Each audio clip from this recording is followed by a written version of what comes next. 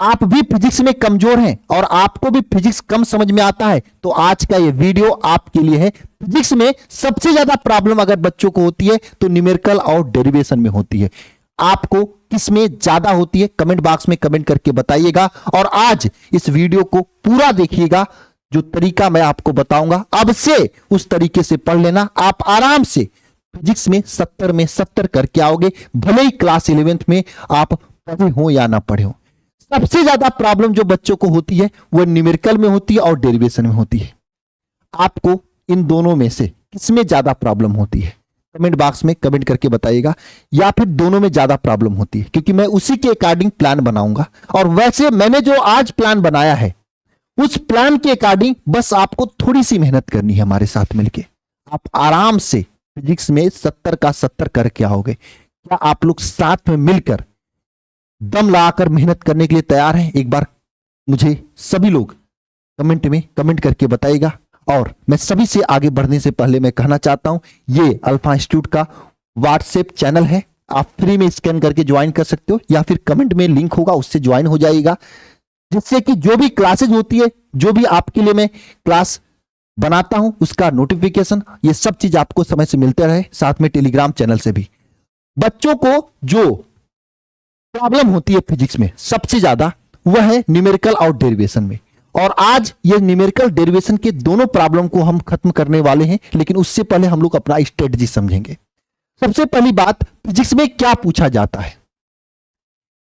तो objective question वैसे तो ज्यादा नहीं पूछा जाता, आपको पता ही है।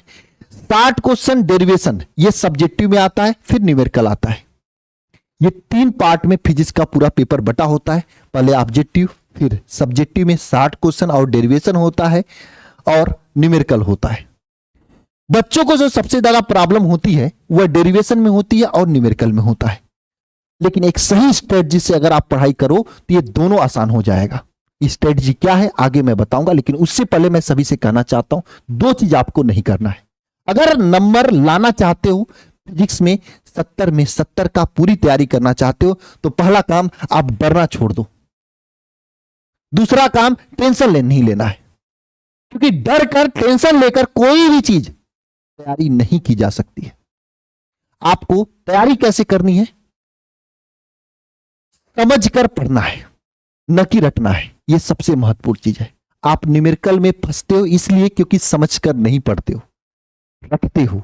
फिजिक्स एक ऐसा सब्जेक्ट है, इसको समझकर पढ़ना पड़ेगा। और दूसरी बात, फिजिक्स बहुत ही प्यारी सब्जेक्ट है।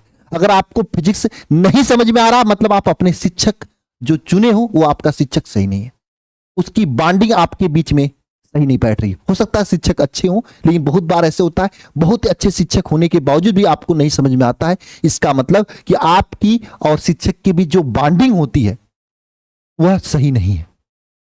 तो आपको इस पे चेंज करना चाहिए, रटने पे काम नहीं करना चाहिए। अगर समझ में नहीं आ रहा है तो समझ के ही पढ़ाई करो, तभी न्यूमेरिकल और डेरिवेशन अच्छा हो सकता है। और मैं आपके न्यूमेरिकल डेरिवेशन को आसान बनाने के लिए क्या करने जा रहा हूं पूरा आगे मैं आपको बताऊंगा। दूसरी बात, सिलेबस को अच्छे से समझिए। मैंने यह देखा है बहुत सारे लोग पहले दूसरे चैप्टर को कंप्लीट करने में 20-20 दिन 30-30 दिन 1-1 महीना लगा देते हैं, जबकि मैं दिखा दूं आपको ये पूरा ऑफिशियल सिलेबस से जाके मैच कर लीजिएगा। पहला दूसरा चैप्टर दोनों मिला के मात्र 8 नंबर के आते हैं। अगर आप इसके लिए 2 महीना पढ़ाई कर रहे हो तो बेवकूफी है। अगर आप 30-30 लेक्चर में पहला दूसरा चैप्टर खत्म कर रहे हो तो बेवकूफी है 8 नंबर के लिए। तीसरा चैप्टर जो है अकेले 7 नंबर का आता है, इस पे आप लगा सकते हो 15 घंटे, लेकिन अगर इसको 30-30 घंटे में पढ़ रहे हो तो बेवकूफी है। तो एक सबसे बड़ी बात होती है, अगर आपको 2 चीजें हैं फिजिक्स में, अच्छा नंबर बोर्ड के अकॉर्डिंग लाना है तो बोर्ड के अकॉर्डिंग पढ़ना होगा। नॉलेज के लिए आप कितना भी पढ़ लो कम ही रहेगा, लेकिन अभी आपका जो टारगेट है ना वो बोर्ड परीक्षा का नंबर होना चाहिए।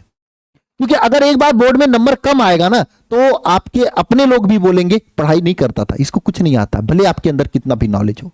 तो आपके सामने बोर्ड है, अगर बोर्ड में आप टॉपर बन जाते हो, भले ही आप ट्रिक से टॉपर बने हो, आपको ही ज्यादा माना जाएगा। वहीं पे डिस्ट्रिक्ट टॉपर स्टेट टॉपर बन जाते हो, मैं बताऊं अगर किसी प्राइवेट यूनिवर्सिटी में जाओगे ना या गवर्नमेंट यूनिवर्सिटी में भी जाओगे ना, बहुत सारे ऐसे यूनिवर्सिटी जहां पे आपकी ट्यूशन फीस नहीं ली जाती है, नहीं ली जाती भाई। बीटेक वगैरह करने जाओगे तो ये आपकी मेहनत से कमाई हुई धन है।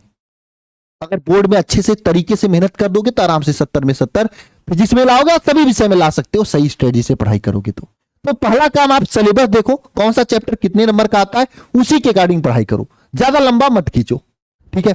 दूसरा काम क्या करना है, क्वेश्चन कहां से बोर्ड में आता है ये इस पे फोकस करो, ये सबसे महत्वपूर्ण चीज है। और जो मेरी स्ट्रेटजी है, जो मैं बच्चों को बताता हूं, वो ये बताता हूं कि देखो चैप्टर पहले पढ़ लो अच्छे से, उसके बाद मान लो पहला दूसरा चैप्टर पढ़ लिया, उसके बाद हर साल के पेपर को खोलो। जैसे मान लो 2025 का पेपर खोले आप, है ना, 2025 के सभी सेट में गए, उसमें पहले दूसरे चैप्टर से कितना क्वेश्चन पूछा गया, उन दोनों क्वेश्चन को टिक किए, उन क्वेश्चन को सॉल्व किए।